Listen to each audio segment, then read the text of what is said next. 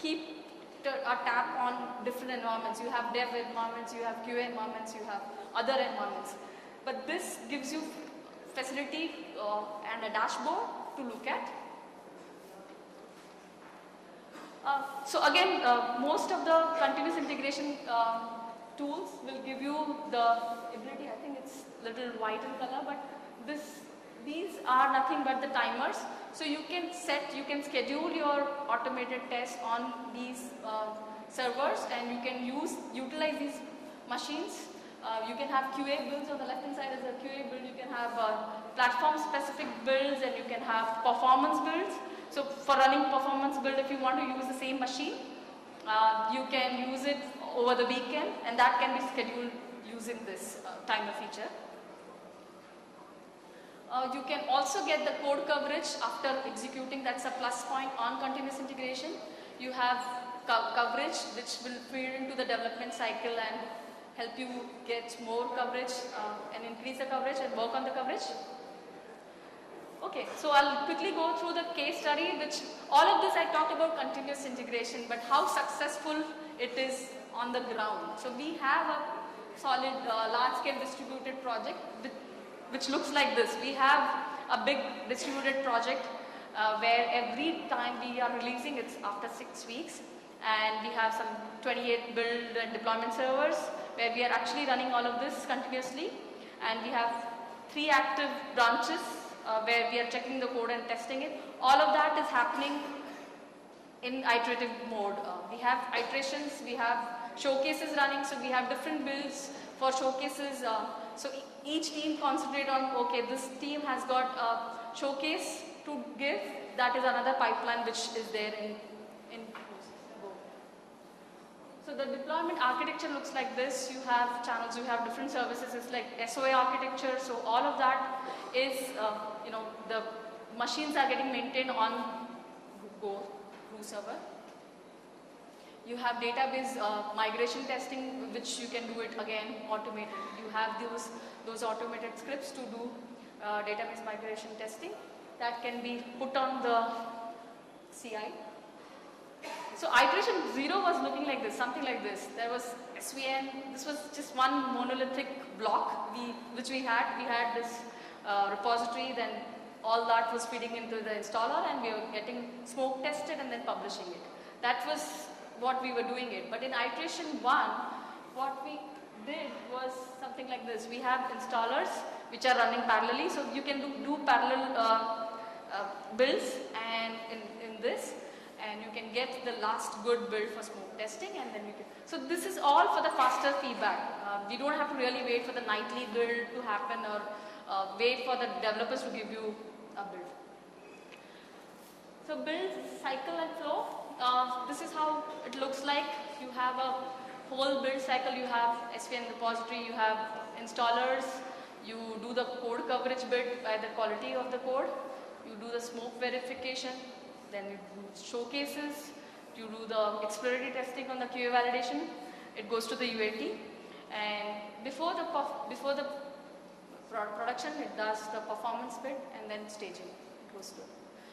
A deeper dive down to the build layers. They are trunks and test box deployments. Each of these layers are doing similar stuff. They are doing unit testing, functional testing, smoke testing, and installer testing and deployment testing. And the artifacts are available on those. Okay, so we spoke about what are the good things about continuous integration, but what are the things which we should watch for? So something which is, it is the setup which should be done correctly, and it requires machines as well as the cost is involved, and you need to be really, defining your regression test suites and automated test suites which are robust to give you faster feedback. And finally, it's not just continuous integration. It's unless we deploy it on the production, you don't get the feedback. This again is kind of giving you guys an overview of trunk and where these different types of testing which we do automated, and what are the pipelines which are available. You have coverage for all of that, and you can pretty much know what is passing, what is failing by looking at this dashboard. What more can be done? Okay, so we spoke about why is it important to solve, but what more can be done? So we have solved certain things in using continuous integration, but what more can be done is every time the build is available, we can do a performance test as well. But I'm not talking about a soak test which runs over the period of time. I'm only talking about a critical part of your application or a product where it just gives you a feel of whether the application is becoming slow because of the check-ins or it's not. So per check-in you can pretty much know if you have a critical path defined and automated and put it onto the continuous integration, where we get a faster feedback rather than waiting for all of that. Then health checks. Again, health checks something which is not done, we do it offline. You have health checks like CodeCity kind of a tool where we actually see how we can get the health checks done, what are the dependent things which are pulling us down, and what is getting complex in your code. That also can be hooked on to continuous integration to get a faster feedback. So this is the final thing. So continuous integration is one thing. The next step is continuous deployment. The third step would be continuous regression, the continuous performance, and you have a health check running on the continuous integration. And what are the commercial tools available in the market? So these are some of the tools which I mentioned are available, commercial as well as open source are there. You can try it out if you want to just start on a smaller project and see how it works. So basically the whole use of continuous integration by QA is to reduce the manual efforts and get some more time for your exploratory testing and get the build which is well tested.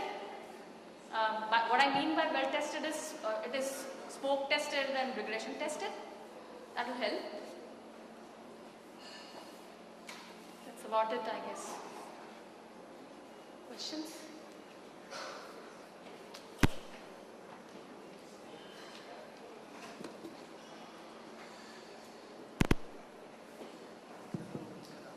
Hi Ashwini, it was a very good demo.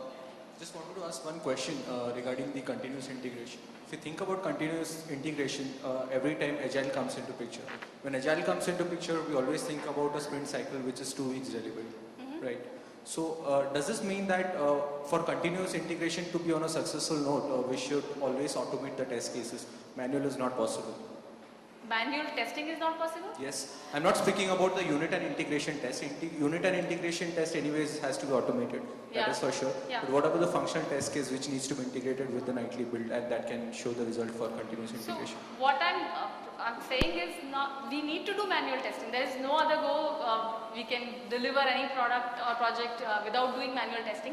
But this will definitely help any QA to do more of a manual testing rather than doing the same repetitive things like regression. Even if you have a regression test suite, if you run it, you are sure of that particular build is good enough and you can concentrate on the newer functionality rather than testing the old functionality which is there already, which is stable enough.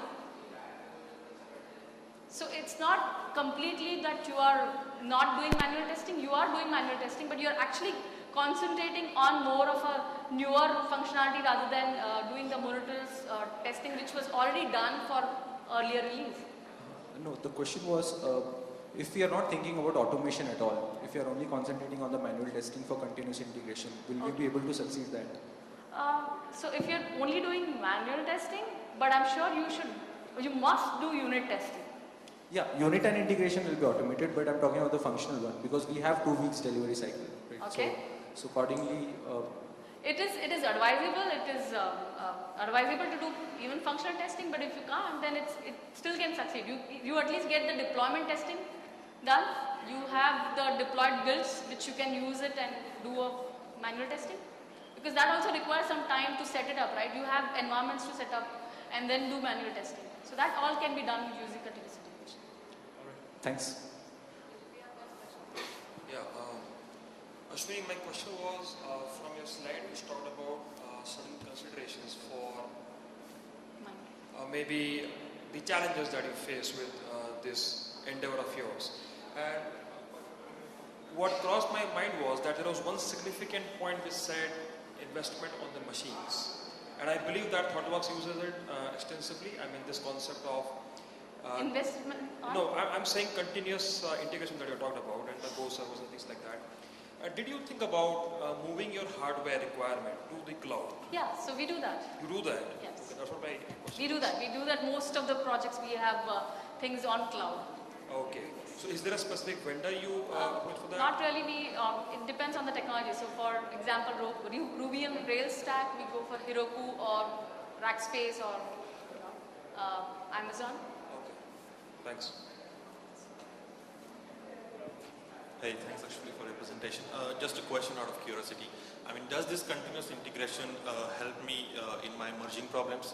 Suppose I'm talking about 2-3 different branches and if suppose I have to merge them, Yeah. like it can be auto merge or manual merge, but how this continuous integration can help It me? will definitely help you because it will give you where exactly the build, why the build is broken and what was the reason why it was broken. Maybe I can got that responsible developer whose file has got